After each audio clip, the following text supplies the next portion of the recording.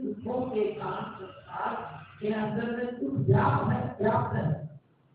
एक व्याप्त जिन दुखों के कारण संसार दुखी है उसका क्या करना है, उसका निवारण करना है। और जिसने अपने दुखों जिसे भी अपने दुखों का निवारण कर दिया तो जीवन में अपने आप को समझ लिया, अपने जीवन को समझ लिया, अपने आत्म कल्याण को समझ लिया। ये जीवन प्राप्त हुआ है, इसका उद्देश्य समझ लिया। बस इतना कहते हुए मेरा समय पूरा होता है। मैं अपनी बातों को ध्यान देता हूँ। बोलिए श्री सद्गुरुदेव की जय, संत समाज की जय, भक्त समाज की जय।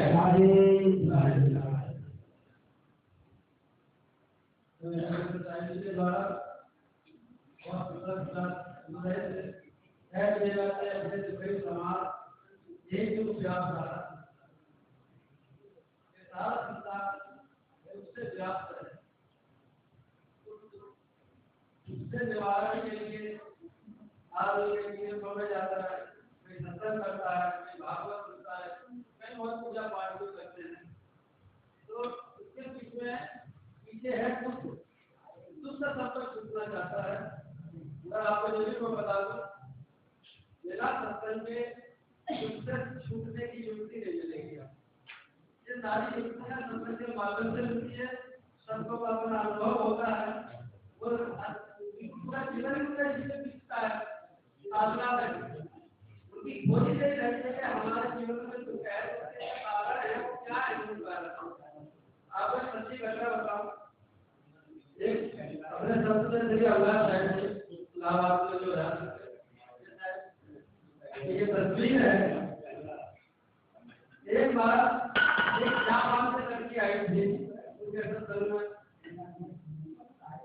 तो साहब से पूछी कि साहब और नवयुवक थी, नई उम्र की और अच्छी पोस्ट पर थी, काफी अच्छी सरकार की।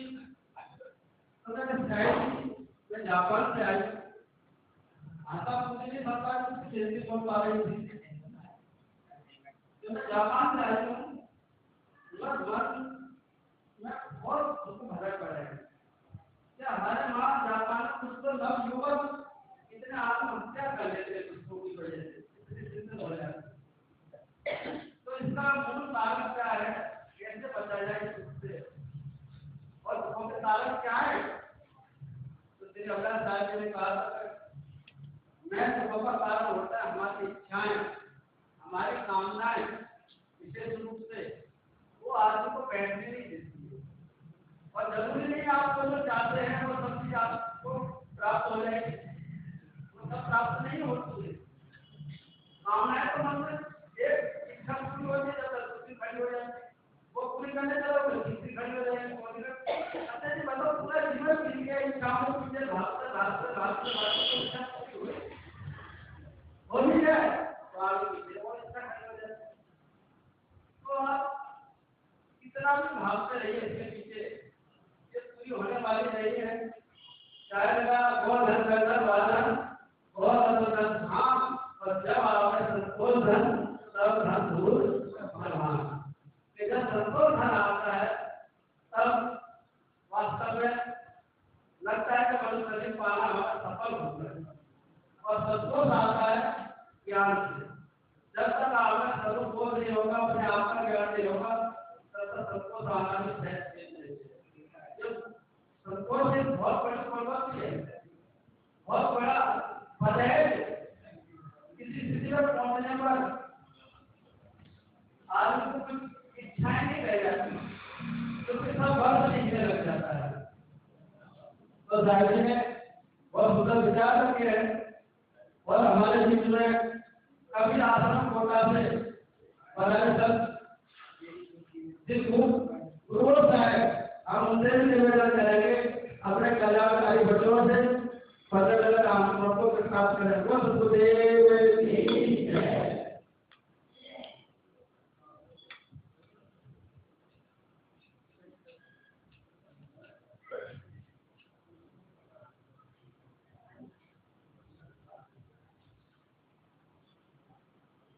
सद्गुरुदेव की जय।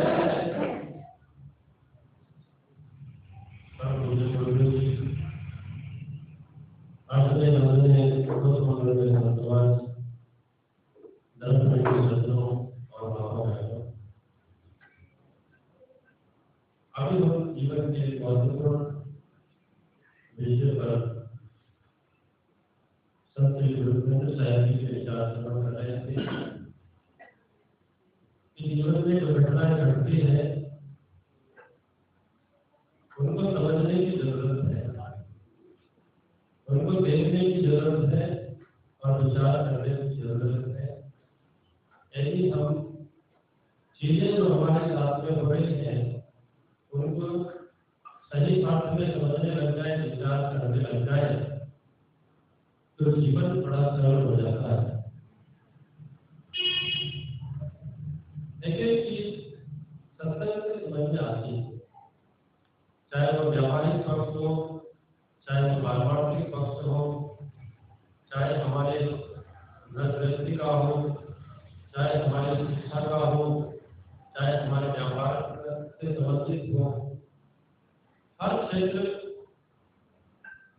बिना समझ के आप उसमें सफल नहीं हो सकते, संतुष्ट नहीं हो सकते और शांति प्राप्त नहीं हो सकती। इसलिए सत्संग जो है उसका नाम ही है कि हमें उसे समझ पैदा होती है। सत्संग में बैठने से हमें समझ पैदा होती है, उससे हमें अर्थ मिलता है।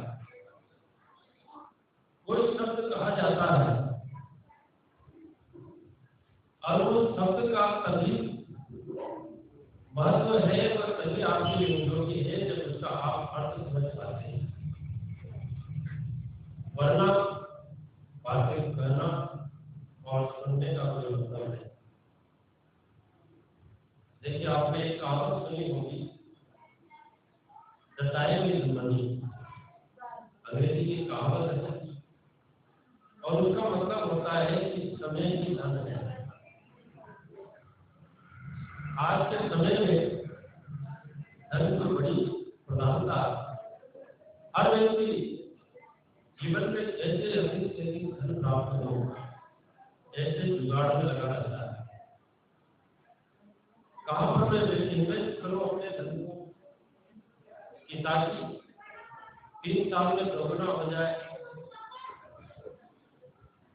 कहीं प्रॉपर्टी में खर्च करूं या कोई शेयर मार्केट में खर्च करूं या कोई जो है ब्याज में दे करके अधिक मुनाफा कमाओ।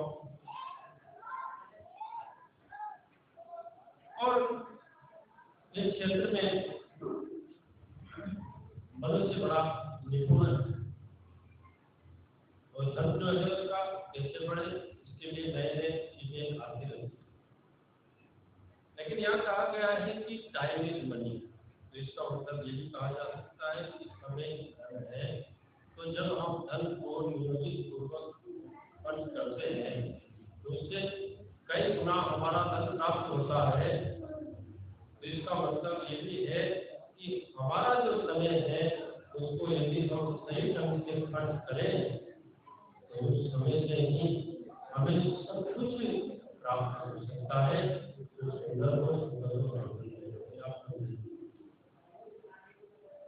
जीवन में बहुत ज्यादा प्राप्त होना ये महत्वपूर्ण नहीं है। जीवन में बहुत उपयोगी प्राप्त होना ये महत्वपूर्ण है। और ये बात आज के समय में हम सब महसूस कर रहे हैं। एक 22 साल का युवा है और बैठा हुआ है, खेल के मैदान में दौड़ लगा रहा है और दौड़ते दौड़ते हार्ट अटैक आ गया और वही किसी प्रकार की कोई बीमारी नहीं है। आखिर में ये घटना क्या घट गई, उसके साथ में ऐसा क्यों हो गया? इसका मतलब है कि उसने जो जीवन की जो दौड़ थी उसमें तो वो आगे बढ़ा और लेकिन जो उपयोगी जो चीज थी उसकी ओर वो जीवन में हम अर्जित नहीं कर पा रहे। जैसे हमने खेत में बहुत कुछ कमाया, बहुत कुछ उपज पैदा हुई, लेकिन वो विषालु वो जहरीली है और शरीर में जब जाती है तो रोग पैदा करती है। उसकी जगह क्या करते हैं कि आप चाहे थोड़ा पैदा करो, लेकिन वो थोड़ा हो आपके शरीर के अनुकूल हो, आपके स्वास्थ्य के अनुकूल हो, तो वो थोड़ा भी जैसे अधिक प्राप्त होना ये जरूरी नहीं है। जो प्राप्त हो वो उपयोगी, और वो उपयोगी कब होगा? जब हम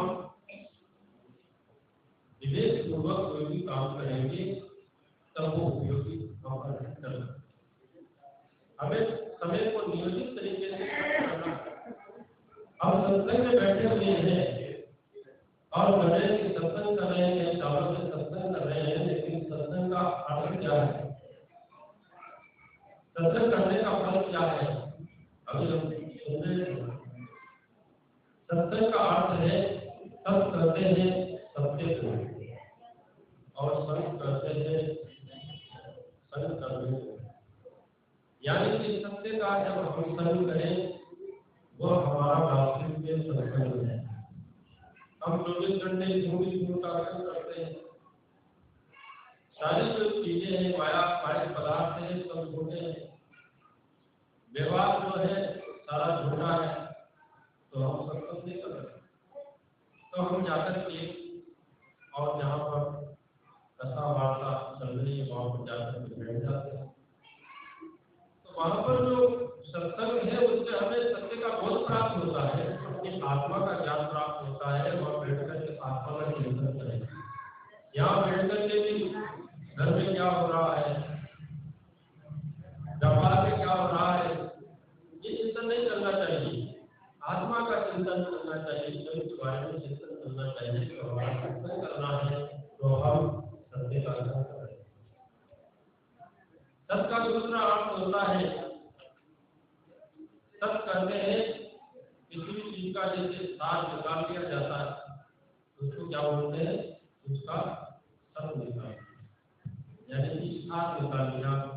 यानी कि जहाँ पर बैठने से हमें सार संक्षेप में कोई जीवन का सार मिलता है, सार की चर्चा होती है, वहाँ पर बैठना हमारा सत्संग कहलाता है।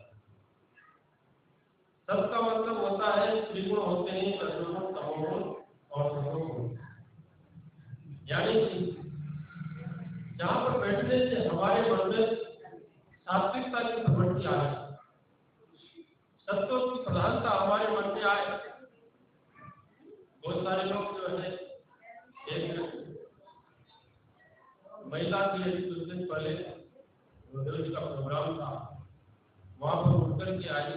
कार्यक्रम के बाद में बोला, आपने सत्संग बहुत बढ़िया बताया कि जीवन में हम लोग सुनते हैं, करते हैं, उसको जीवन में आचरण करना चाहिए। मुझे बहुत अच्छा लगा, लेकिन मैं टीचर को बोला, लेकिन मैं अपने जीवन में उसको अप्लाई नहीं कर पा रही हूँ, मैं अपने गुस्से पर काबू नहीं कर पा रही हूँ, क्या करूँ?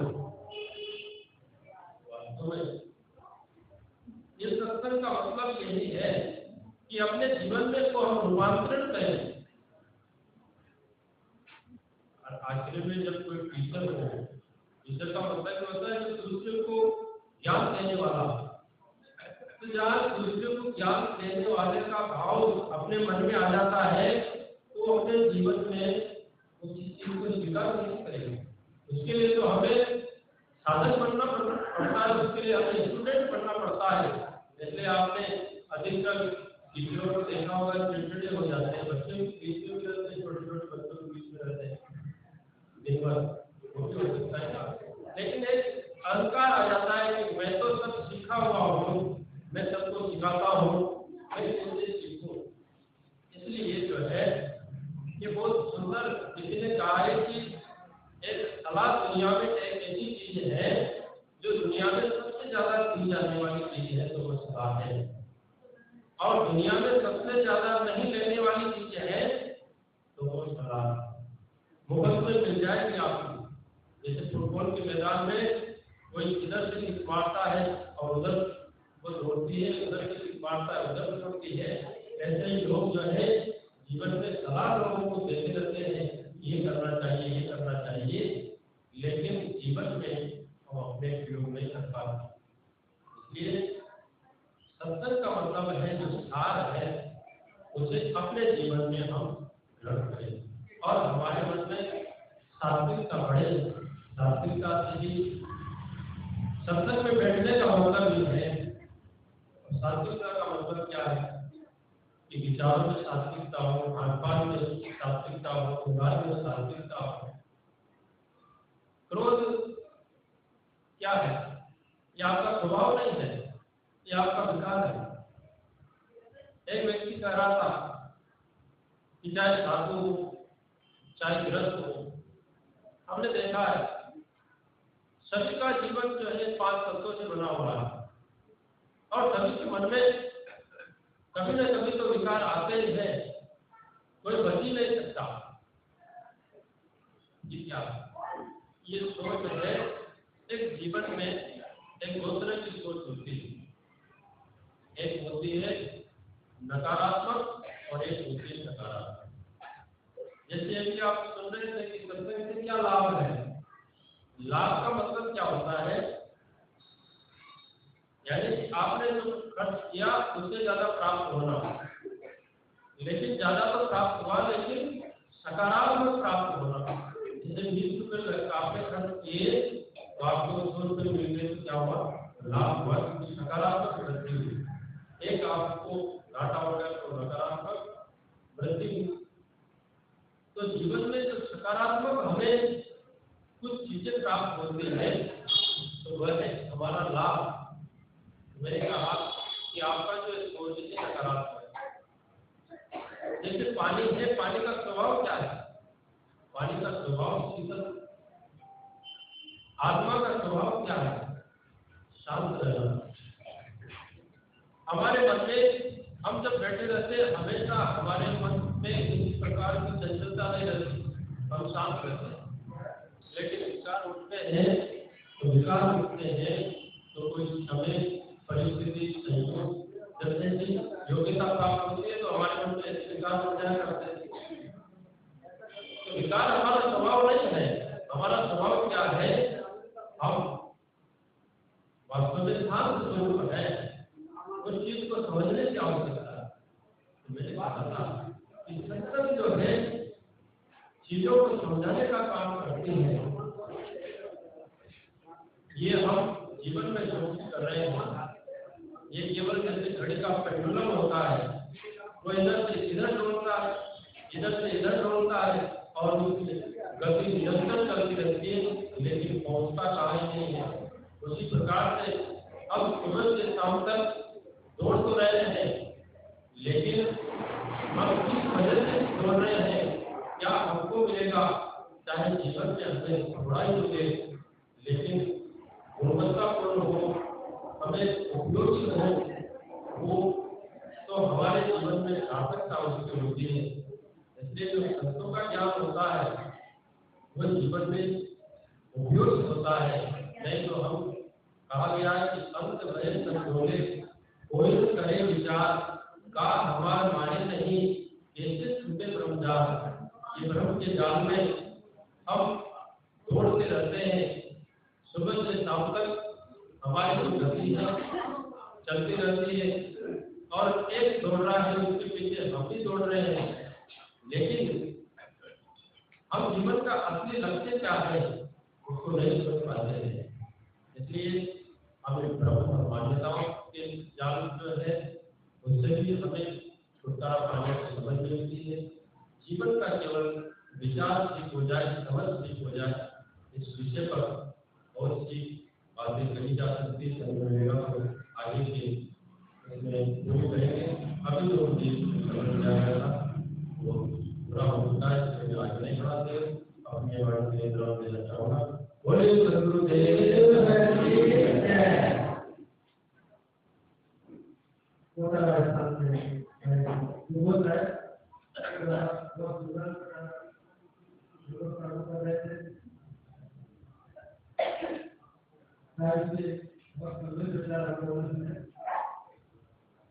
समय थोड़ा आगे ज़्यादा है। हमारे 3 महापुरुष अभी विराजमान है और आज थोड़ा सा आधा घंटा लेट हो सकता है। आधा घंटा तो सब कुछ सुनना है तीनों लोगों को।